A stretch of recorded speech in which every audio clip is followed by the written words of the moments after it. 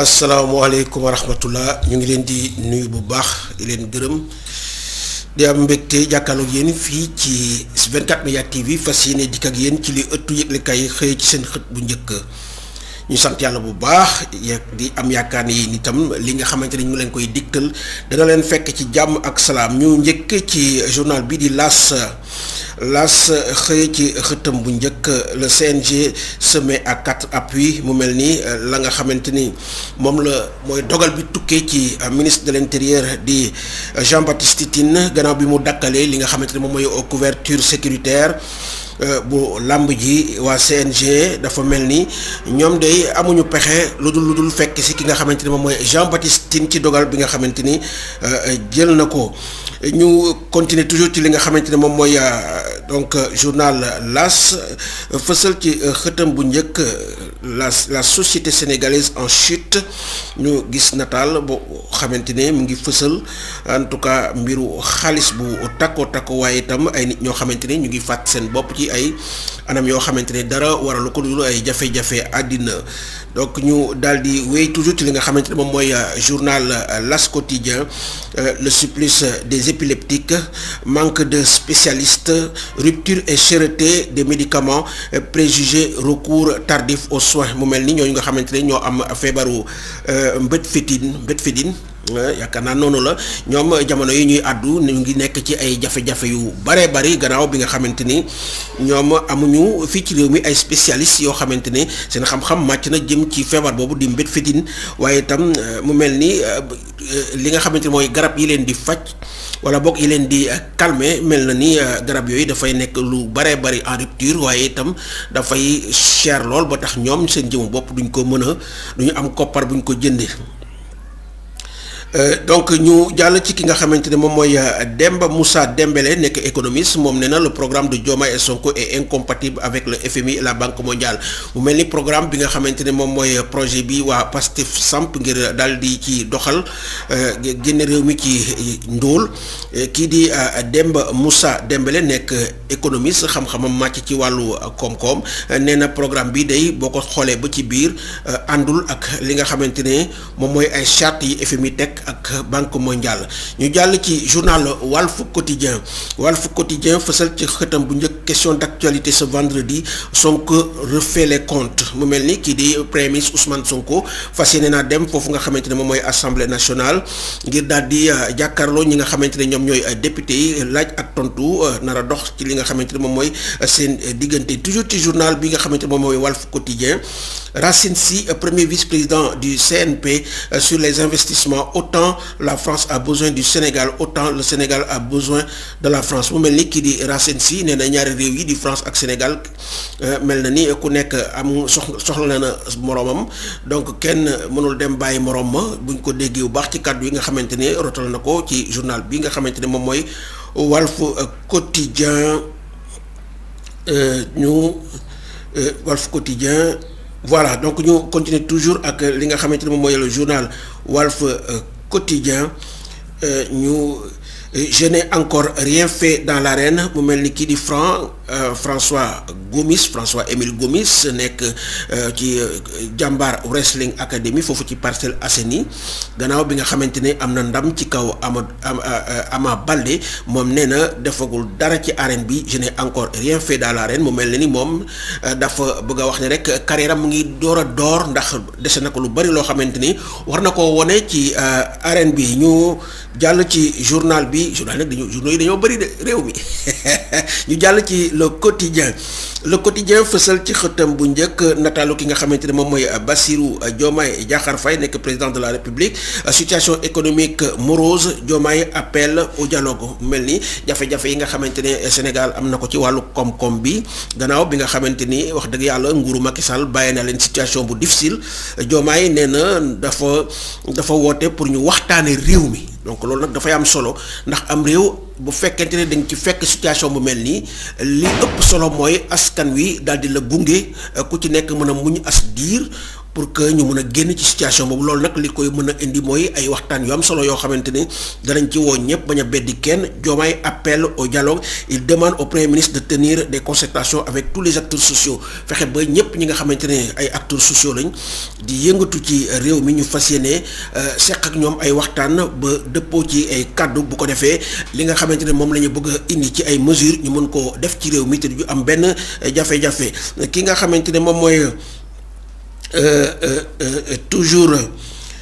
Souleymane, disparition de Souleymane Cissé, écran noir sur le cinéma noir. mu mel ni kooku di Souleymane Cissé nekkoon cinéaste bu mag doon yëngatu ci wàllu cinéma foofu ci Mali, dafa dëddu mu nekk nag loo xamante ne perte bu mag a mag la ci li nga xamante ne moom mooy cinéma africain. ñu daal di jàll ci journal bi di L'enquête fësal ci xëtam bu njëkk la communication du gouvernement, austérité et grève, la crise de confiance s'installe. Donc mu mel ni ñi nga xamante ne moom mooy les travailleurs sociaux, ñi nga xamante ne daal ñooy liggéeykat yi daa mel ni ñoom daal bëgg fas yéene nañoo taxaw ngir wax pour ñu gouvernement bi dégg leen. donc mu mel ni contrat de confiance wala bokk li nga xamante ne moo nekkoon en tout cas diir bi ñu bëggoon a may gouvernement bi daa mel ni loolu dafay bëgg a dàkk ba tax na li nga xamante ne moom mooy le front social mu mel ni dafa yëngu fan yi ndax foo laal rek ñu ngi gis ay li nga xamante ne moom mooy ay yëngu-yëngu ay wàllu grève lu ci mel ni santé ak ñeneen ñi nga xamante ne taxaw nañ pour que véritablement gouvernement bi daal di leen dégg. bari na ci ñoo xamante ne ñii dañ nekkoon ci ay société ñu daal di leen foon recruter ci anam yoo xamante ne jaarul yoon ndax boo xoolee seen productivité daanaka amul benn solo ci société yooyu ñu doon fa xëy saa su ne. donc mais boo ko xoolee pratiquement daawuñ liggéey dara, bu weer dee ñu feyeeku. loolu nag ñu si bëri dañ leen a licencier. ñooñu nag ñoo taxaw ànd ci ak ñi nga xamante ne mooy syndicat yi pour que lii di gouvernement bi mun a régler li nga xamante ne moom mooy seen problème. donc ñu hôpitaux et universités en crise, des services à l'arrêt. Donc les syndicats exigent un partage équitable de l'effort. Donc face aux réformes d'austérité annoncées, l'absence de concertation renforce les tensions. Saïd Faye, enseignant-chercheur, donc on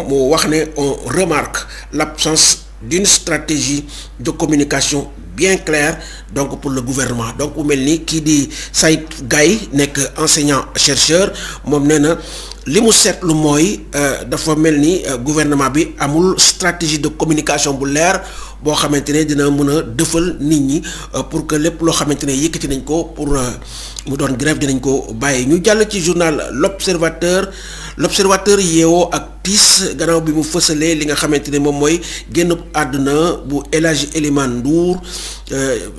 nga xamante ne mooy papa ci ki nga xamante ne mooy Youssou Ndour di seen kilifa. kii di góor gi Elimane Ndour amoon na juróom-ñeent fukki at ak juróom-ñett. donc journal bi di L'Observateur titré Un sage s'en va. donc maanaam kilifa bu mag dem na. La dignité en héritage, l'humilité en étendard, malgré la célébrité et la réussite de son fils Youssou Ndour. donc li ñu ràññee woon mu nekk ay qualité yoo xamante ni ràññee woon nañ ko ci ki nga xamante ni mooy El Hadji Elimane Ndour mu nekkoon nit koo xamante ne ku diñ la woon daal di ko yare ay doomam waaye itam nekkoon koo xamante ne ku kenn daawul dégg ci ay wax yu bëri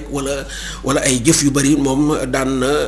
na dund pratiquement te kenn du ko dégg. loolu bokk ci li nga xamante ne moom mooy humilité bi nga xamante ne moo ko animé woon. te loolu yëpp mënoon naa gënoon a fës gannaaw bi nga xamante ne ñëpp xam nañ ne moom mooy wéyjur bu góor di kii di Youssou Ndour nga xamante ne artiste planétaire la, un père exigeant, un guide bienveillant pour que l'éducation et les valeurs familiales étaient sacrées. donc mu nekkoon koo xamante ni ku yaroon njabootam la, koo xamante daan na leen teg ci ay valeurs yoo xamante ne kenn du ko dindi ndax jàppoon na ne valeurs yooyu ay valeurs yu sacré la. La Médina perd un grand notable toujours disponible pour sa communauté. mu ne Médina di quartier bi nga xamante ne foofu la El Hadji Elimane Ndour dëkkoon ñàkk nañu kilifa gu mag goo xamante ni saa su ne da doon teewal goxam. donc mu nekk loo xamante ne nag l'ultime leçon de vie d'un homme fidèle à ses principes ancrés dans les convictions. mu nekkoon koo xamante ni daan na demee ay ay valeurs daan na demee ay convictions daan demee ay principes yar ci doomam donc kooku donc di góor gi Elimane Ndour nekkoon wéyjur bu góor ci ki nga xamante ne moom mooy Youssou Ndour Bouba Ndour Abi Ndour ak ñëpp ñi nga xamante ni wax dëgg yàlla réew mi ràññee na leen ñu ngi leen koy jàll bu baax a baax ñu jàll ci Vox Populi fësal ci xëtam bu njëkk li nga xamante ne moom mooy réaction à l'arrêt de la couverture sécuritaire suite aux violences notées après les combats de lutte. Le CNG et les promoteurs prennent des mesures pour sauver le lamb. Donc gannaaw bi nga xamante ne kii di Augustin Tine nekk ministre jëwriñ bi ñu dénk wàllu donc intérieur gannaaw bi mu dakkalee li nga xamante ne moom mooy couverture sécuritaire ci làmb ji CNG ak ñi nga xamante ne moom mooy promoteurs yi daan nañu daje waxtaan ba dëppoo ci ay mesures yoo xamante ne ñoom jàpp nañ ni lii dina bokk ci liy sauver làmb ji. Donc le premier combat préliminaire va démarrer à 16h30 et la grande affiche au plus tard à 19h. Donc pour régler problème bi ñoom jàpp nañ ne premier combat dañ ko war di siffler 16h30 maanaam ñeenti waxtu ci ngoon bu tegee fanweeri simili et grand combat bi nekk mun nañ lu mu guddi mun nañ ko siffler li nga xamante ne moom mooy juróom-ñaari waxtu ci ngoon maanaam 19h loolu nag ndax nekk na ci li nga xamante ne mooy sowe lamb ji. ñu ngi xaar ba xam réponse su gouvernement bi nga xamante ne moom moo jël en tout cas décision dakkal li nga xamante ne moom mooy couverture sécuritaire maanaam bépp làmb ju fi amati takk der yi seen yoon du ci nekk dinañ toog di leen déglu loolu nag mooy dakkal nañ làmb bi rek ci gàttal. donc loolu ñu ngi xaar nag état bu Sénégal daal di joxe li nga xamante ne moom mooy en tout cas sa réponse ci li nga xamante ne CNG ak ñi kuréel gi nga xamante ne moom mooy moo ëmb promoteurs yi gannaaw bi ñu dajee li ñu jot a wax ñu ngi xaar gouvernement bi réagir par rapport à ça. Le CNDHS pour la suspension provisoire des séances de lutte donc lii nekk kuréel boo xamante ne moom it dafa bëgg ñu daal di suspendre li nga xamante ne moom mooy làmb ji ndax violence bi ci nekk jéggi na dayo te loolu mu nekk na loo xamante ne mënul continuer amateur kii kan la donc Amsatou Sow à Sidibé appelle à un dialogue urgent entre les pouvoirs publics. Donc mu ngi noonu donc ñu fexe waxtaan ba trouver ay solution toujours ci journal bi nga xamante ne moom mooy Vox Populi ñu gis nataalu ki nga xamante ne moom mooy Idrissa Seck brise le silence dimanche prochain mu mel ni kii di Idi dafa fas yéene waxtaan ak askanu Sénégal nga gannaaw li nga xamante ne xew na ci réew mi depuis que kii di Macky Sall daanoo ci nguuram donc ak ñi mu àndaloon mu mel ni Idrissa Seck boobu léegi kenn déggu ko kenn xamul ci lu mu nekk waaye fas yéene na waxtaan ak askanu Sénégal dimanche prochain ñu koy déglu boo xam ana lan lay indi teg ci loxo sénégalais yi. Après le rapport de la Cour des comptes, le chef de l'État veut l'application des mesures conjoncturelles et structurelles urgentes. Donc gannaaw bi nga xamante ne Cour des comptes génne na rapport bu doy waar boobu nga xamante ne moom la ñu yore woon réew mi kii di njiitu réew mi di Bassirou Diomaye Diakhar Faye daal dina wax ne faaw ñu daal di fësal bu baax a baax mesures yu conjoncturelles maanaam mesures yi nga xamante ne cas fasaasa donc ci gaaw dinañ ko teg ak mesures structurelles maanaam mesures yoo xamante ne daanaka day régler définitivement yenn problème yi nga xamante ne séntu nañ ko mu nekkoon ay jëfin yoo xamante ne xewoon na ci ni nga xamante ne moom la ñu yore woon réew mi. ñu des toujours ci journal bi di Vox Populi des ak ki nga xamante ne moom mooy Alassane Abdou Gassama ngeen di gis na talaam noonu nekk économiste financier enseignant donc consultant mu ne qui peut manipuler la dette le déficit peut aussi manipuler le PIB donc dégg ngeen ko nous ne savons plus à quel chiffre nous fier donc mu mel ni loolu dafay wane rek li nga xamante ni en tout cas mooy jafe-jafe am ci façon bi nga xamante ne sunu administration bi ngi doxe mu nekk loo xamante ne nag wax dëgg yàlla ñii di nguur gu bees gi war nañ cee dugal seeni loxo ba fexe en tout cas ba administration bi dellu ci orthodoxie bi nga xamante ne moom lañ ko xamee woon. ñu daal di jàll ci journal La Tribune fësal ci xëtam bu njëkk li nga xamante ne moom mooy le financement des PME sous le régime de Macky et celui de Diomaye, la preuve de la continuité du plan Sénégal émergent donc dégg ngeen ko journal bi nag xamee nañ ko en tout cas mu nekk journal boo xamante ne saa su ne lépp lu nguur gi teg da koy fexe xejamal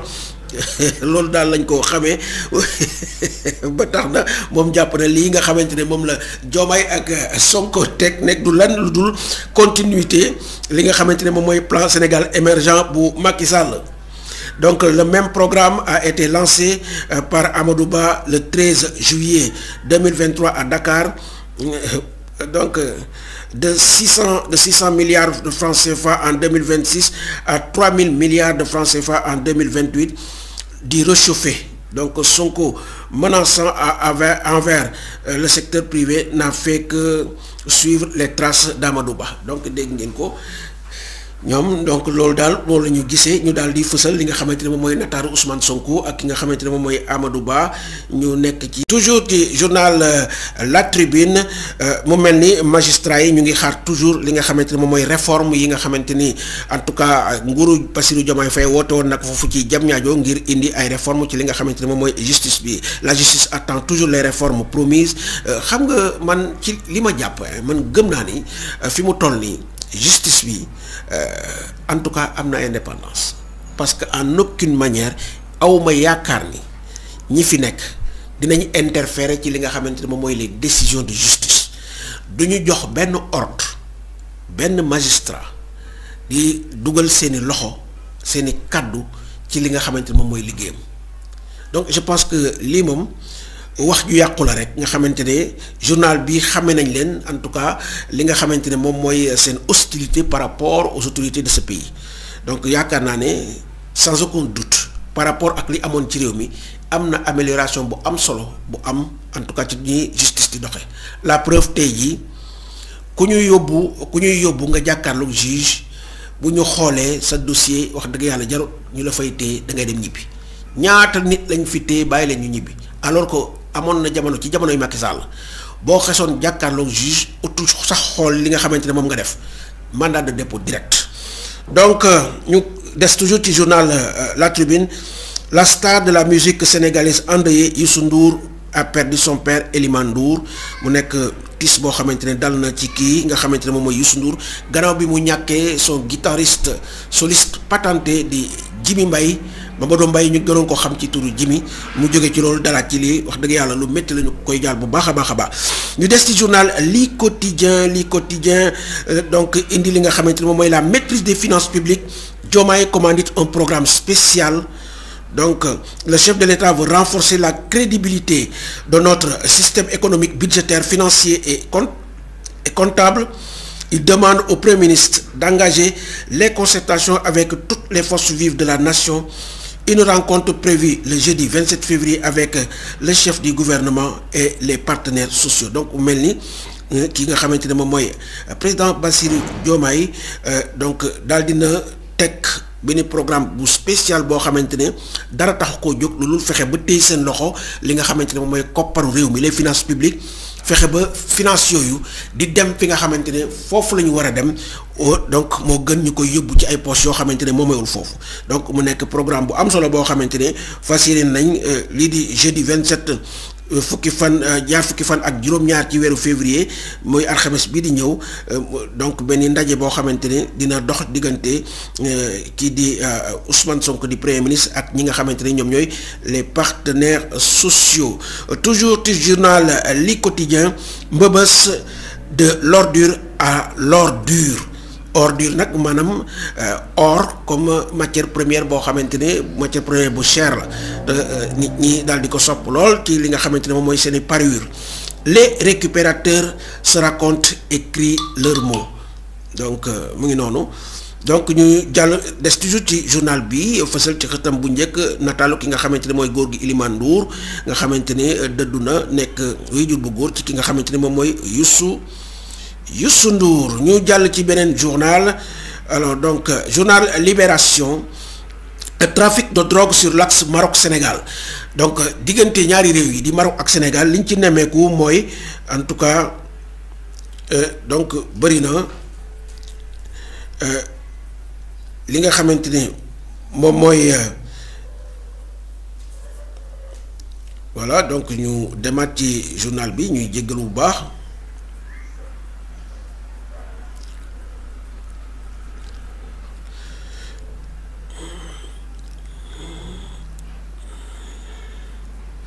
Voilà mu ngi noonu donc journal Libération donc trafic de drogue sur l'axe Maroc Sénégal mu mel ni diggante ñaari réew yi di Sénégal ak Maroc mu mel ni lii di trafic sinébar am na fii am na ci doole lool ba tax donc kuréel gii di OCRTIS nekk kuréel boo xamante ne day xeex lépp loo xamante ne dafa jëm ci wàllu sinébar casse la filière des micro-ondes donc mu mel ni lii di micro-ondes foofu lañ doon jël di ci dugal li nga xamante ne moom mooy sinébar boobu. Comment donc un GP qui a trouvé curieux que son client veuille acheminer un micro-ondes au Sénégal a demandé l'appareil dans lequel était planqué 1 kilo de hashish mu ngi noonu donc 2 arrestations opérées à Rebeuss et Médina après une livraison surveillée avec substitution du produit. 6 micro-ondes déjà convoyés à Dakar avec de la drogue et 2,9 kilos de hashish saisis lors de la perquisition. Donc mel ni micro-ondes yi nga xamante ne moom la ñuy jëfandikoo ci suñuy waañ di ko toggee donc moom la ñu jël di ci def li nga xamante ne mooy sinébar boobu waaye ñoom dañoo fàtte ne wax dëgg yàlla ñi nga xamante ne ñoom ñooy suñu douane ak ñi nga xamante ne ñoom ñoo yor wàllu boobu di waa OCRTIS donc am nañ xarañteef boo xamante ne bépp pexe boo la rek ñoom mën nañ koo teggi ba nga xamante ni wax dëgg yàlla donc dañu lay jàpp. ñu des ci ki nga xamante ne mooy journal bii di Libération. Donc le gouvernement reçoit les partenaires sociaux le 27 février, une première rencontre cruciale, le point de départ d'un dialogue inclusif, franc et patriotique selon le Conseil des ministres. Donc Conseil des ministres bi nga xamante ne moo amoon démb ci àllarba bi donc ñoom bëgg nañ amal li nga xamante ne moom mooy ndaje boo xamante ne dañ ko seq ak partenaires sociaux yi mu nekk ndaje boo xamante ne ndaje bu am solo gannaaw bi nga xamante ne moom moo war a tax la cay topp doon loo xamante ne luy amal njëriñ réew mi lay doon. ñu daal di dem ci journal le témoin quotidien reddition ñëw ci li nga xamante ne moom mooy la reddition des comptes. Qu'en est-il du patrimoine immobilier de l'État à l'étranger? L'affaire de l'immeuble du consulat du Sénégal à Bordeaux dans l'œil du cyclone. mu mel ni moomeel yi nga xamante ne Sénégal amoon nag foofu ci bitim réew mu nekk ay bâtiment donc journal bi di le témoin samp na laaj pour xam patrimoine bâti boobu patrimoine immobilier boobu nga xamante ne mu ngi bitim réew fan la mujjee war nañ ci am ay renseignements yu lu leer ndax am na ci yu bari yoo xamante ne donc xew na ci ñu wax ko ñu bëggoon a wax Sénégal xam ba xam ñoom ana lan la ñuy teg ci loxo Sénégalais yi mu nekk loo xamante ne ni la leeral bu baax li nga xamante ne moom mooy en tout cas alal boobu nga xamante ne ay immeuble la Sénégal moom ko mu nekk ci bitim réew. ñu dal ci journal Sud Quotidien. Nous sommes tous ivoiriens, délit de patronyme. Donc délit de patronyme mu ngi noonu nekk loo xamante ne lu doy waar la xew Côte d'Ivoire parce que ñoom bëri na li ñuy teg ay mbiru kii Côte d'Ivoire la dëkk wala dëkku fi dafay fës toujours seen politique. Actuellement ki nga xamante ne moom mooy maa ngi fàtte tur bi Abdoulaye Diop su ma juumul mooy Abdoulaye Diop nga xamante ne candidat la. Gis nga Ivoiriens yi commencé nañ di naan donc moom double nationalité la am beneen bi mooy origine am Sénégal la du Côte d'Ivoire loolu nag nekk na loo xamante ne daloon na kii di Alassane Dramane Ouattara ñu leen di gis ñaari kilifa yi ñu nekk nii seen nataal ci li nga xamante ne mooy xët bu njëkk journal bi nga xamante ne moom mooy Sud Quotidien. Dafa mel ni daal donc délit de patronyme nekk na loo xamante ni en tout cas problème la foofu ci diwaanu Côte d'Ivoire. Ñu dem ci journal bi di xool donc Source A daal di fësal ci xëtam bu njëkk li nga xamante ne moom mooy pour le renforcement de la résilience et de la crédibilité du système économique le plan de Bassirou Diomaye Faye mu nekk plan boo xamante ni ki di njiitu réew mi lal na ko pour gën a ñoŋal li nga xamante ne moom mooy les finances publiques. Ñu gis également nataalu ki nga xamante ne mooy Cheikh Omar Diagne nekkoon foofu ci palais de la République gannaaw bi nga xamante ne jëlee nañ ko fa moom it terewul ba léegi mu ngi wax ci li nga xamante ne moom mooy espace politique bi donc salaire des ministres stratégie de la dette au fonds de commerce des fonctionnaires du ministère des finances, rapport de la Cour des comptes, retour à la peine capitale. Donc gis ngeen ko Cheikh Oumar Diagne moom nee na dañoo war a indiwaat li nga xamante ne mooy peine de mort di ko appliquer ñi nga xamante ne ñoom ñooy def ay délit économique. Loolu nag bu ngeen demee ci journal yaatal na ko bu baax a baax journal bii nga xamante ne moom mooy source a ñu jàll ci journalu ki nga xamante ne moom mooy journal Yoor fësal ci xëtam bu njëkk nataalu ki nga xamante ne moom mooy Macky Sall ci wet ga kii di Cheikh Oumar Diagne daal di joxoñ baaraamam mel ni koy joxoñ président Macky Sall. Cheikh Oumar Diagne en ébullition, Macky le commanditaire doit être arrêté en premier. Donc loolu donc mu ngi koy wax gannaaw bi nga xamante ni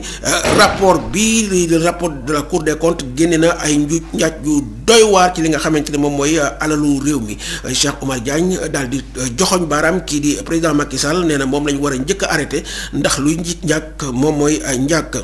Les dettes n'engagent pas le Sénégal car prêter des milliards de francs CFA Donc les dettes n'engagent pas le Sénégal car prêter des milliards de francs CFA à un individu au nom de l'État sans qu'il y ait une loi de finances rectificative et habilitation donc étatique, cette dette ne concerne en rien l'État du Sénégal. Donc nee na bor yi nga xamante ne président Macky Sall dem na lépp ko ci turu Sénégal te amul loi de finances rectificative jaar foofu ci nga xamante ne moom mooy assemblée nationale nee na bor yooyu du boru Sénégal waaye boru président Macky Sall la. Donc bu amee koy fay moom moo war a fay. Il y avait un gang de voleurs donc de deniers publics. Ces individus ont dilapidé donc l'argent public. Ils doivent tous être mis aux arrêts. L'argent doit être récupéré et remis dans les caisses de l'État. Tous ces voleurs de deniers publics doivent être condamnés. Donc loolu Cheikh Oumar Diagne moo ko wax du samay kaddu mu nekk loo xamante ne nag bokk na ci li nga xamante ne sénégalais yi ñu ngi koy xaar. Donc ceux qui donc parlent de chasse aux sorcières sont malhonnêtes. Je dis qu'on doit même chasser les sorciers, il faut les attraper donc et bien entendu les mettre au bûcher. Donc Cheikh Oumar Diagne, sacré Cheikh Oumar Diagne. Donc mu ngi noonu 24 heures chrono. Donc mu ngi noonu ñu mos tuuti ci li nga xamante ne moom mooy sport waaye balaa sport ñu ñëw ci journal bi nga xamante ne moom mooy Le Soleil parce que nag koy lu njàkk moom mooy njàkk ndax mooy journal bi nga xamante ne moom la sénégalais yépp bokk mu nekk Le Soleil fësal ci xëtam bu njëkk li nga xamante ni moom mooy nataalu gouvernement bu Sénégal ñu gis président Bassirou Diomaye ak nga xamante ne mooy Ousmane Sonko. Dialogue entre le gouvernement et les partenaires sociaux le 27 février, premier tour de table. Le Premier ministre a annoncé en Conseil des ministres que la rencontre sera le point de départ d'un dialogue inclusif, franc et patriotique avec les syndicats, les organisations d'employés et de société civile, les institutions de la République, les dirigeants d'entreprises, les organismes nationaux et les associations et des amicales. Donc mu mel ni du ñu bàyyi kenn képp koo xamante ne acteur nga de la vie sociale état bu Sénégal gouvernement bu Sénégal fas yéene na donc fas yéene la tàllal loxo toog ak yow waxtaan ngir li nga xamante ne ci leen jublu muy ay mesures yu ñu war a teg ngir génne réew mi ci guute bi mu nekk ay mesures yoo xamante ne dinañu en tout cas am une adhésion populaire pour mu mun a dem fi nga xamante ne moom la ñu bëgg. Alors ci wàllu sport ñu xool li nga xamante ni moo fi dikk tey ñu va donc voir le journal Record fësal ci xëtam bu njëkk ñaari donc équipe yi di équipe Angleterre ak équipe Sénégal nga xamante ni gis nañu ki nga xamante ne mooy Bukayo Saka ak ki nga xamante ne moom mooy Ismaël Jacobs bu Sénégal match amical le 10 juin prochain Angleterre Sénégal the remake donc maanaam dajewaat la boo xamante ne ndax ñoom dajewoon nañ coupe du monde mu nekkoon daje boo xamante ne neexul woon lool ci Sénégal loolu xam naa ne wax dëgg yàlla match ba na mu amee woon solo donc amoon li nga xamante ne moom mooy en tout cas valeur ndax Sénégal équipe la boo xamante ne équipe bu dajeeg moom wax dëgg yàlla dina la amal njëriñ parce que di nga mën a mesurer bu baax ba xam say capacité xam naa ne looloo tax Angleterre soxlawaat li nga xamante ne moom mooy équipe Sénégal ba tax ñu dékk ko ci match amical match xaritoo boo xamante ne nañ ko amal fukki fan ci weeru juin. Donc bii di ñëw l'Angleterre Sénégal de remake ñu jàll ci tribune sport le CNG médecin après la mort suspension de la couverture sécuritaire donc mu mel ni journal bi dafa joxoñ baaraam waa CNG gannaaw seen càggante ba li nga xamante ne am na ndax ñoom mosuñoo en tout cas jéem dara ci li nga xamante ne moom mooy violence bi am ci arène bi. Donc plusieurs engagements pris par les promoteurs, un démarrage plus cadré des combats, la discipline lors des face-à-face entre lutteurs au menu. Donc lii daal mooy li nga xamante ne moom la ñu waxtaanee ci li nga xamante ne ñoom def nañu ko foofu ci arène nationale CNG ak promoteurs yi. Point actu sport, la fédération sénégalaise de football confirme le match amical Angleterre-Sénégal. Donc mu nekk match amical boo xamante ne dina am le 10 juin waaye itam journal bi ñëwaat na ci match bu am solo bi nga xamante ne moo amoon Ligue des champions diggante Manchester City ak Real de Madrid ñu gis un Real de Madrid boo xamante ni wane na boppam wane na ne Ligue des champions mbiram la ndax kii di Mbappé def na li ñuy tuddee en tout cas un triplé porté par un grand Mbappé. Le Real Madrid humilie Manchester City et file en huitième de finale. Manchester City nag daa mel ni tàggoon nañu wax dëgg yàlla ñoom seeni pare nañ ci Ligue des champions bi kii di Real Madrid moom dafay wéyal li nga xamante ne moom mooy compétition. Donc ñu xoolaat beneen journal sport avant ñuy daal di yëkkati jotaay bi muy Rewmi Sport équipe nationale la fédération confirme le match amical Sénégal-Angleterre mu ngi noonu des Ligue des champions. Le Real Madrid humilie Manchester City et file en huitième de finale donc mu ngi noonu mbokk yi li moo nekkoon li ñu leen indiloon tey ci seen revue de la presse ñu leen di gërëm bu baax di leen sant di leen jox dig daje ëllëg ak jàmm ci beneen revue de la presse fii ci 24 Média TV jërë ngeen jëf.